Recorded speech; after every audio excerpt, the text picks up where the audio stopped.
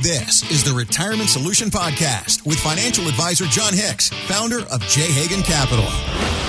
Every year, the Murray brothers hold their annual Caddyshack Charity Golf Invitational. It's 2 days filled with golf, parties, and the kind of fun that only the Murray brothers themselves could serve up. They do it to raise money for local charities like the Boys and Girls Club, police athletic leagues, local food banks, among others. And not only did John play in this year's tournament, he actually had the chance to sit down with Andy, John, Joel, and Bill Murray to chat about the Derby, favorite Louisville restaurants, and the financial lessons that they've passed on to their kids. And here's that conversation. Hey, man, I'm sorry about what happened in Louisville. That was tough stuff. It was rough. I actually got to meet your son at the former coach's house. Matt. Oh, yeah? Lived in our neighborhood. All right. And so he got some hardware out of that deal, though, Luke didn't he? Just recently? Did he not? Yeah. He got some hardware and he got 3 raises. So that's pretty awesome. Yeah. Huskies fan now for life? Well, I root for all. He's been to a few different places, so I root for all those teams. So absolutely, I've got a soft spot for. It was very awkward for all of us to root for the Cardinals. I can understand that. But the Cardinals had a good year. The Cardinal women did pretty well in baseball and things like that. They've got a serious athletic program there. They do a good job. Keep it clean, keep it right, but we'll see. Who you like in the Derby? Honestly, I haven't even seen many of the horses running this year. Do you have a favorite that I should? Any of you guys have a favorite I should look at? No, that's why I'm asking you. You're the local talent. I should know. I'm not that talented. That's probably all right. Well, go whip us up a hot brown sandwich, would you please? It's always the Mornay sauce. That's always the tough part, right? Yeah. Absolutely. So you guys obviously all been successful in your own rights. If you guys didn't do what you came to be known for, what would you have done differently? Or what would you have done if your life didn't lead you this way? I think we'd all be in the clergy. If we would need to be supported by some organization. Fair enough. Some sort of mega church. Yeah. That's good. That's good. There are a few of those out there. That's good. So anything that you all learned, obviously to be able to get to this point in life and to have the success, really as a family, was there any kind of financial lessons you all learned when you were growing up that you were imparting to your own kids? Johnny, you want to take that? Fortunately, I have no children, and I have no answer. Ask some of my rich brothers. What was it? What do you want to know? What do you want to know? Money? What are you talking about, money? Well, we all kind of grew up doing odd jobs, and we had a big family, and our dad died young, and we all found we had to work, and we found out that it was great to have disposable income. So we did a lot of jobs that paid in cash, like caddying and mowing lawns and things like that. So I think the thing I've tried to pass on to my kids is it'd be really good if you had your own money instead of working out of my wallet all the time. It's starting to pay off. Sage advice. Yeah. So we're here obviously to celebrate you guys and giving back to charity and play some golf. Who individually, who are the people that you really have loved to play golf with in the past? And who are the people that you hope to never play golf with again? I've played with some lady pros, and they're much more fun than playing with guy pros. They're having a much better time. They're really enjoying the game. They understand the vagaries of the game. They don't take it personally.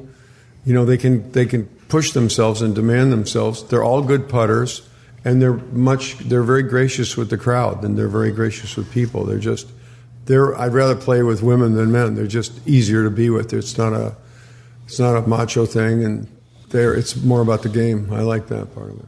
I've always really enjoyed playing with our cousin, Kevin Collins, and we brought him to Ireland for our family trip because he's a good guy to play with, and he's a dentist, and you might need that when you go abroad. Well, if you've seen those teeth over on the other side of the ocean, you know why you bring your own dentist Bring your own. on any trip. You ever been to England? I have. Only to London. But you're right. So you know. Yes. Kentucky horses have a lot in common with a lot of the English people that I've met. Fair enough. So, Bill, one of the things I had heard is that you were offered the role of Forrest Gump, and you turned that down. Why was that? It was just a lot of work. Forrest Gump was written by a man who carried the thing around in a shopping bag for years and years and years and years, this gigantic manuscript. And I felt that I'd already done that in my life, carried around a manuscript in my life. But he carried around a manuscript and he finally passed away. I think his mother is the one that actually said, my son wrote this thing that's in this brown paper bag. And someone finally read it and said, well, we can make a movie of this. But it just didn't for one reason or another. Sure. But you know what? They went ahead and made a movie anyway, even without me, which was a remarkable that someone had the courage to do a movie without me. So it was good, and that they hired hundreds of people. It's good for the economy, good for the family. And now you can get shrimp in many cities in the United States that didn't really care about shrimp. They're not really sure if a shrimp is a fish or an animal. They don't know what it is, but now they eat it. Fair enough. Yeah. Any roles that you thought were written for you that you didn't get or didn't know about at the time? That I didn't get. It sounds obscure. There's a movie called The Year of Living Dangerously. Mm-hmm. It's made by Peter Weir, who's a really good director. And it was with Mel Gibson, who I've always been confused by, because I can't tell if he's an American or Australian. He's kind of everything. Sure. But he got the part. And it takes place in Indonesia. And I'd just been to Indonesia, and I found it a fascinating place. And I thought, God, I could do that one. But I didn't get that one. That's the only one I ever really wanted that I didn't really get. And then I guess, Andy, the cookbook that's coming out, is this a lifelong passion for you? You've always... I've been cooking since the first restaurant job I got was 11 years old. I was bussing tables at the corner restaurant. And by the time I was 14, I was a short order cook there. So I've been in the food business a pretty long time. I enjoy it. I do enjoy it. That's awesome. Any style of food that's your personal favorite? Is it Chicago-based, family-based? French. I got hooked in with these French guys in New York, and I fell in love with sauces, and I could eat French every day. I can obviously eat something every day. It's obvious I don't miss many meals. You're doing all right, man. You're doing all right. Thank you very much. Well, good food in Louisville. A little bit. And there's bourbon just down the street. They tell me that. I haven't found any of that. What's your favorite steak joint in Louisville? Well, Malone's is more of a Kentucky. I guess they branched out. Malone's is pretty good. You guys, did you have a favorite when you guys came to town? Joel, did you ever come to town much? I was just there. Yeah. I couldn't tell you the name of the place. It was in a hotel. It seemed like a hotel restaurant, but it was a big deal. Jeff Ruby's?